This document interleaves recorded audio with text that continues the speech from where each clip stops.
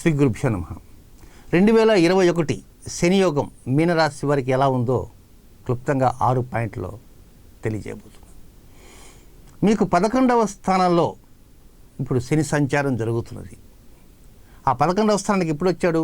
2020 జనవరి 24వ తేదీ 11వ స్థానంలోకి ప్రవేశం చేశాడు. అక్కడ 2023 జనవరి 17 వరకు ఉంటాడు.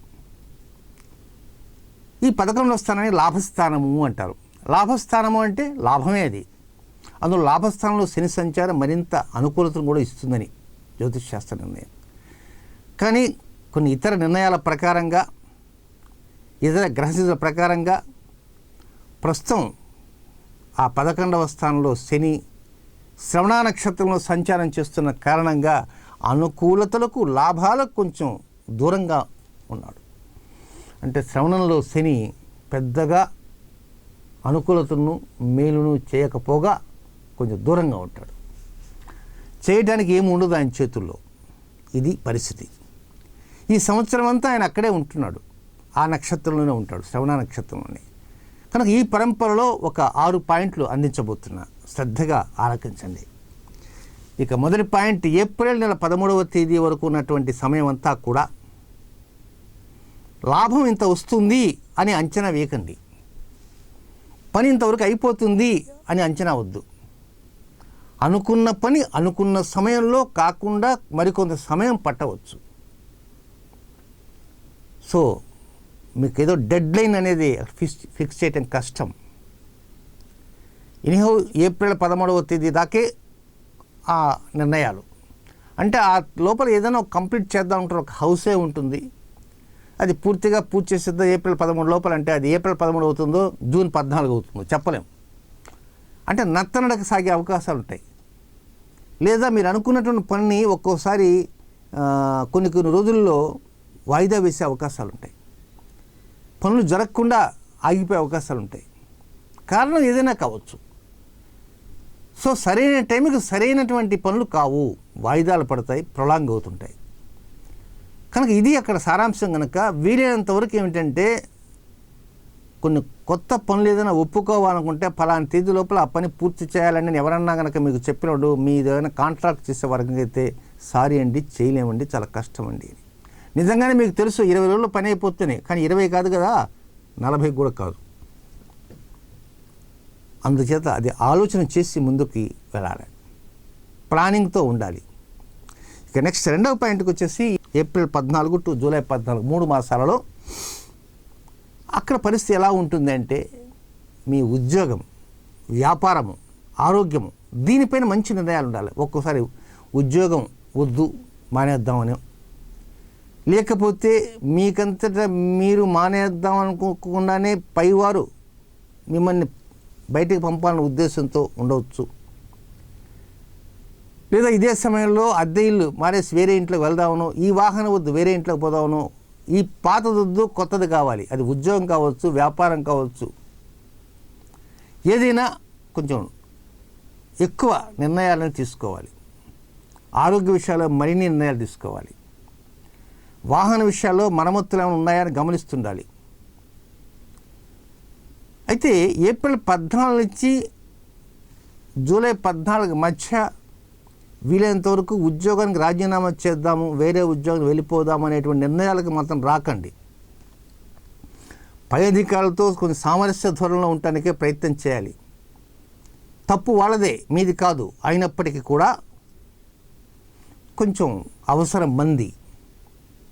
ఇప్పుడు ఉన్న పరంగా బయటకు వస్తే ఆదుకునే వాళ్ళు ఎవ్వరు ఉండరు, నెల జీతం రాదు. కనుక కొంచెం సామరస్యంగా వెళ్ళాలి, శత్రుత్వ ధోరణిలో వెళ్ళకూడదు. ప్రతి విషయాన్ని ఆకలింపు చేసుకుంటూ పావులు కదపాలి.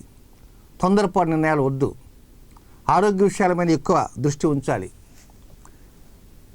సార్ నెక్స్ట్ 3వ పాయింట్, జూలై 15 నుంచి ఆగస్టు 16వ తేదీ వరకు, జూలై 15 నుంచి ఆగస్టు 1 నెల మాత్రం ఉద్యోగ విషయంలో ఓకే, ఆరోగ్య విషయంలో ఓకే, డబ్బు విషయంలో ఓకే, అన్ని విషయాలు ఓకే. బట్ సంతాన విషయాల్లో మాత్రం ఇది పోగానే అది పోగానే ఇది ఏదో ఒక తలనొప్పి. సంతానం మీ మాట వినకపోవచ్చు, లేదా వారు చెప్పే నిర్ణయాలు మీరు వినకపోవచ్చు, మీరు వారిపైన ఏదైనా ఆవేశంగా 4 కేకలు వేయచ్చు. ఆ కేకలు వేసిన దానికోసం వాళ్ళు అలగవచ్చు. అలకలు, కోపాలు, తాపాలు ఒక్కోసారి గృహంలో కొంచెం ఇబ్బందికరంగా ఉన్నట్టుంటుంది. అందుచేత ముందు నుంచే ప్లానింగ్లో ఉండండి. ఇప్పటి నుంచే జూలై 15 నుంచి ఆగస్టు 16 దాకా ఏదైనా వాళ్ళ అవసరాలు ఉంటాయా, వాళ్ళు స్కూల్స్ తెరుస్తుంటారు, చదువుకునే పిల్లలు, వారికి ఆ కోర్సులు ఇష్టమని ఈ కోర్సు ఇష్టం అంటుంటారు. వారి నిర్ణయానికి కూడా మనం పెద్దపీట వేయాలి. కేవలం మీరు చెప్పిన కోర్సే వాళ్ళు చదవాలని లేదు, వాళ్ళు చదవచ్చు, చదవకపోవచ్చు. అలాగే వివాహం చేసుకుందాం అనుకున్న వారు కొంతమంది వారేదైనా ప్రేమలో ఉండొచ్చు, ప్రేమ వ్యవహారాల వైపు మొగ్గు చూపవచ్చు. అది మీకు నచ్చకపోవచ్చు, లేదా వారికి మీకు నచ్చినా నచ్చకపోయినా వారి వ్యవహారం వారు చేసి తీరచ్చు. కానీ ఇదంతా ఏంటంటే కొంచెం మనసంతా కొంచెం కష్టతరంగా ఉన్నట్టుగా ఉంటుంది.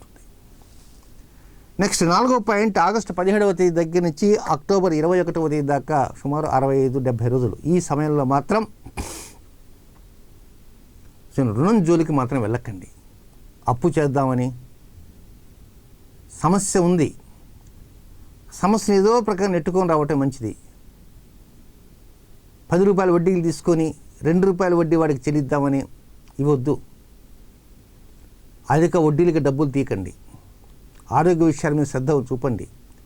మీలో తెలియని లోపం ఒకటి ఉన్నది, అది గమనించకుండా ఎక్కడెక్కడో మాట్లాడుతుంటారు, ఎక్కడెక్కడో తిరిగి వస్తుంటారు, ఏవేవో తినేస్తుంటారు. ఏవి తినవచ్చో ఏవి తినకూడదో వైద్యుని అడగాలి, వైద్య నిర్ణయాలు తీసుకోవాలి. కనుక ఏదన్నా కొంత అనారోగ్యం ఉంటే అనారోగ్యానికి సంబంధించిన టెస్టింగ్ చేయించాలి. అవేం లేకుండా నాకు షుగర్ లేదులే, బీపీ లేదు, అది లేదు. ఒక్కోసారి షుగర్ ఉన్నట్టు కూడా కొంతమంది నేను గమనించాను. వారికి నిండా షుగర్ ఉన్నా కూడా నాకు షుగర్ లేదంటారు, తినేస్తుంటారు. కోసం అది ప్రాణం తీస్తుంది. కనుక వైద్య నిర్ణయాలకు ఎక్కువ ప్రాధాన్యత ఇవ్వాలి. మీ అంతటా మీరు మీ నిర్ణయాలు తీసుకోకూడదు. ఆరోగ్యమే మహాభాగ్యం.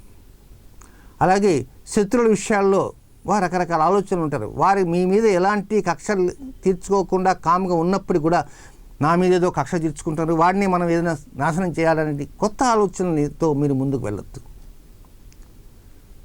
భగవంతుడు ప్రార్థన చేయండి. ఆ మంచి ఆరోగ్యం కావాలని, రుణం తగ్గిపోవాలని, శత్రువు లేకుండా ఉండాలని.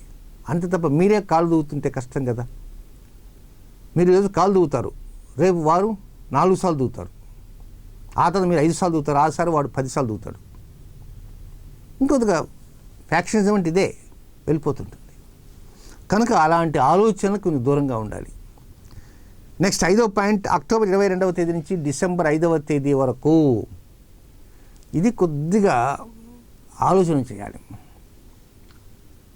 భార్యాభర్తలుగా ఉన్నవారు మంచి నిర్ణయాలు తీసుకోవాలి. ఒక్కోసారి భర్త ఉద్యోగం రాజీనామా చేసి వచ్చానుకో, ఇంకా ఆయన మీద కాలు దూతుంటారు. నువ్వు అనవసరంగా రాజీనామా చేస్తే ఇప్పుడు ఇల్లు ఎట్ట గడుస్తుంది. పాపం ఆయన ఏం చేస్తాడు, కంపెనీ వాళ్ళే బయటకు పొమ్మన్నారు, ప్రయత్నం చేస్తున్నాడు. ఇందుకోసంగా భర్త మీద అభాండాలు వేయటం కానీ కోపతాపాలతో రావటం కానీ చేయకూడదు. అలాగే మగవారు కూడా ఆవేశంగా మాట్లాడటం కానీ అవి ఉండకుండా ఉండాలి. జాయింట్ వ్యాపారాలు కూడా జాగ్రత్తగా ఉండాలి. మిగిలినటువంటి అంశాలన్నీ బాగానే ఉంటాయి. ఆర్థిక విషయాలకు ఏదో రకంగా డెవలప్మెంట్స్ జరుగుతుంటాయి, సంతాన విషయాలు డెవలప్మెంట్స్ ఉంటాయి. కానీ మనసంతా కొంచెం సంఘర్షణపూరితంగా ఉంటుంది, బుద్ధి ఎటు చెప్పలేకపోతుంటుంది. అలాగే వివాహం కానటువంటి వారికి శుభవార్తలు వస్తాయి, కానీ వచ్చిన శుభవార్త నిలవదు, వాయిదా పట్టడం. ప్రేమించుకునేవారు కూడా పెద్దవారు ఒప్పుకుంటారు కదా అనుకుంటారు, ధైర్యంగా ముందు ఒప్పుకుంటారు, తర్వాత నో అంటారు. కనుక అక్కడ కూడా డైలమాలో ఉంటారు. అంత ప్లాట్ఫామ్, కేర్ ఆఫ్ ప్లాట్ఫామ్. ఇది పరిస్థితి. ఏం చేయడానికి పాలుపోదు. కనుక అలాగే వ్యాపారస్తులు, జాయింట్ వ్యాపారస్తులు వ్యాపారం చేయటమా మానుకోవటమా? మరి ఎక్కువ రేటు తీసుకొచ్చి తక్కువ కమ్మాల్సి వస్తే కుదరదు కదా.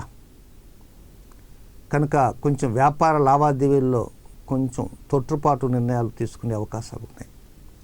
ఇక చివరిగా ఉన్నటువంటి పాయింట్, 6వ పాయింట్, డిసెంబర్ 5వ తేదీ నుంచి నెలాఖరు దాకా. ఇది కొద్దిగా అనుకూలంగా ఉన్నట్టుందే తప్ప ఏమీ అనుకూలం కాదు, వ్యతిరేకమే. ముఖ్య నిర్ణయాలుగానే ఉంటాయి తప్ప ఆచరణ యోగ్యానికి రావు. ఎక్కడికో వెళ్ళాలనుకుంటారు, ఆ పని మీద కేటాయించుకుంటారు, ఒక 4-5 నెలల నుంచి ముందుగా ప్లానింగ్ ఉంటారు. తీరా ఆ సమయానికి ఏదో ఒక ఇబ్బంది రావటము, ఆ ప్లానింగ్ కాస్త గాలికి పోవటం జరుగుతుంది. ఒక విధంగా చెప్పాలంటే ఈ సంవత్సరం అంతా కూడా 70 అనుకూలము కాదు, 70 వ్యతిరేకము, 30 అనుకూలం. 70 అనుకూలం అవుతుందనుకుంటే అది 70 ప్రతికూలమైంది, 30 ప్రతికూలం ఉంటే 30 అనుకూలమైంది. కాబట్టి ఒక విధంగా ఈ సంవత్సరం అంతా కూడా 2021 అంతా కూడా లాభస్థానంలో ఉన్న శని అనుకూలతల కంటే వ్యతిరేకతలకు ఎక్కువ ప్రాధాన్యత ఇస్తున్నట్టుగా ప్రస్తుతం ఉన్నటువంటి సరళిని బట్టి అర్థమవుతుంది. కనుక కొన్ని రెమెడీస్ అంటూ పాటించలే. అందుకే మార్చి నెల దగ్గర నుంచి, అందులో ఈ 2021లో జనవరిలో కాలసర్పయోగం వెళ్ళిపోయింది, ఫిబ్రవరిలో కాలసర్పయోగం వెళ్ళిపోతుంది, ఇక మార్చిలో మరో కాలసర్పయోగం, కొన్ని వ్యతిరేక గ్రహస్థితులు. అందుకే మార్చి నుంచి నెలకి వీక్లీ వన్స్ రాశి ఫలితాలు 4 సార్లు వస్తాయి. ఈ రాశి ఫలితాల్లో చిన్న చిన్న పరిహారాలు అందించబోతున్నా. ఆ వీడియో కొసవరకు చూడండి.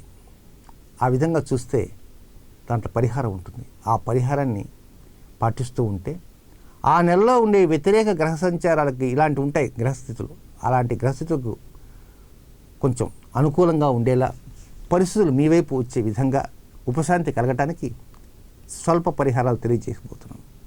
కనుక వారం వారం వినటానికి ప్రయత్నం చేయండి. శుభం.